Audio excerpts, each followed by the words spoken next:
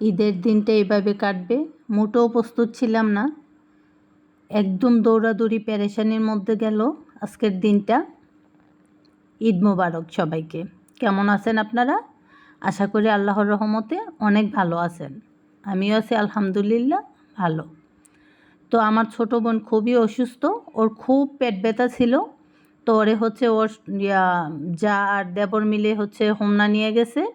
ওইখানে তো কোনো হসপিটালে ডক্টর ছিল না, তো পরে হচ্ছে ইমার্জেন্সিতে নিয়ে যাই সরকারিতে, ওইখানে নিয়ে ওরে হচ্ছে ভর্তি দেয়।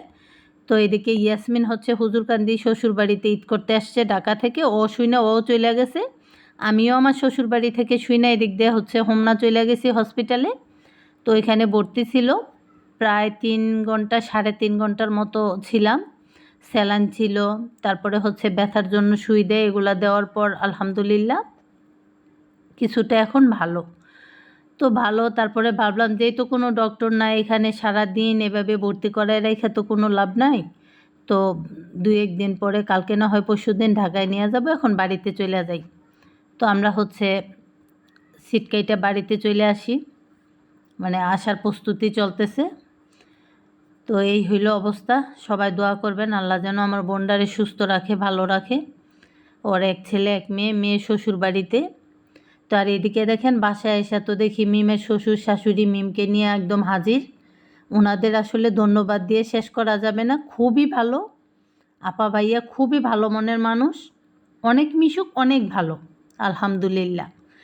তো এই তো দেখেন আমাদের আয়াত তো মনে করে আমারে পাইলেই আমি ওর বান্ধবী, ওর সাথে খেলবো, ওর সাথে ভিডিও করবো, ওর সাথে মজা করবো, এমন ও আমাকে বারবার টানতেছে, আপু আসো আপু আসো। আমি কখন ওর ভিডিও বানাবো, ও বাইক চালাবে আর আমি ভিডিও করব।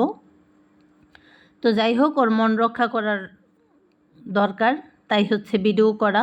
যদিও ওরকমের মন মাইন ছিল না আজকে, একদম গোসল খাওয়া কোনোই না। যদিও ঈদের দিন, আজকের দিনটা একদমই মানে এলোমেলো বলা যায়। তো যাই হোক, ওর সাথে একটু ভিডিও করলাম, কারণ ও সবসময় ইউটিউবের মধ্যে বা আমার হচ্ছে পেজে ও ভিডিও দেখে, ওরগুলোও একটু বেশি দেখতে পছন্দ করে।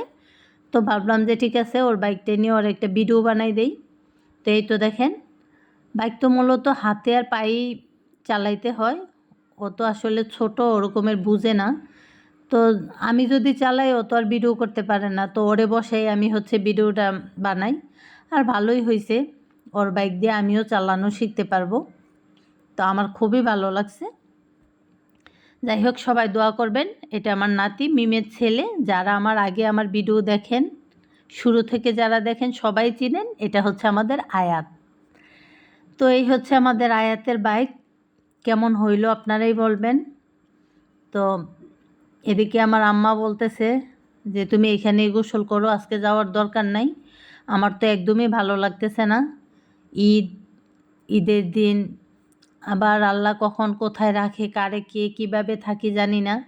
ছেলেরা কি খাইলো কি খাইলো না, সে কারণে মনটা এখানে পড়ে আছে। তাই ভাবতেছি না আমি চলেই যাব। তো এখন হচ্ছে আমি আমার শ্বশুর বাড়িতে চলে যাব।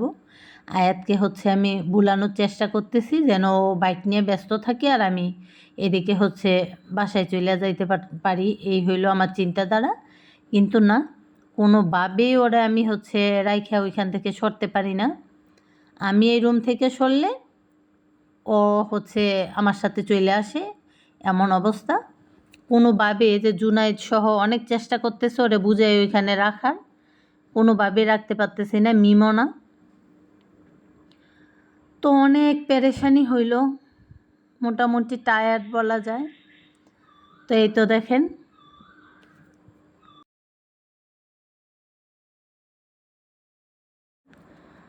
তো কোনোভাবেই ওরে হচ্ছে বুঝাইতে পারতেছি না কি আর করার। আমাকে বোরখা পরা দেখলেই আয়াত আমার সাথে আসার জন্য খুব পাগলামি করে। তো সবাইরে হচ্ছে হাই বাই বলে বিদায় নিতেছে, আল্লাহ হাফেজ বলতেছে সবাইকে। আমি কোনোভাবেই রাখতে পারতেছি না। আর এদিকে আমিও হচ্ছে আসার জন্য রেডি। আর এদিক আমাদের এখান থেকে হচ্ছে শিখাপার মৌসুমিও মাত্র গেল। তো ওদের সাথে শুধু গেইডেই আমার ওর সাথে দেখা, মৌসুমির সাথে আর শিখাপার সাথে। তো আমি হচ্ছে এখন বাড়িতে চলে যাব। তো সবাই দোয়া করবেন আমাদের সবার জন্য।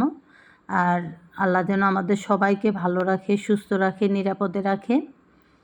আর আমাদের আয়াত আল্লাহ যেন ভালো রাখে। আয়াতের বোন আর ভাই তাদের জন্য দোয়া করবেন, আমাদের এই সুন্দর ফ্যামিলিটার জন্য দোয়া করবেন। আর আমার ভিডিওগুলো কেমন লাগে অবশ্যই জানাবেন। কে কোথা থেকে আমার ভিডিওগুলো দেখেন কমেন্ট করবেন। তো আজকের মতো এখানেই ভিডিও শেষ করতেছি। আপনারা সবাই ভালো থাকেন।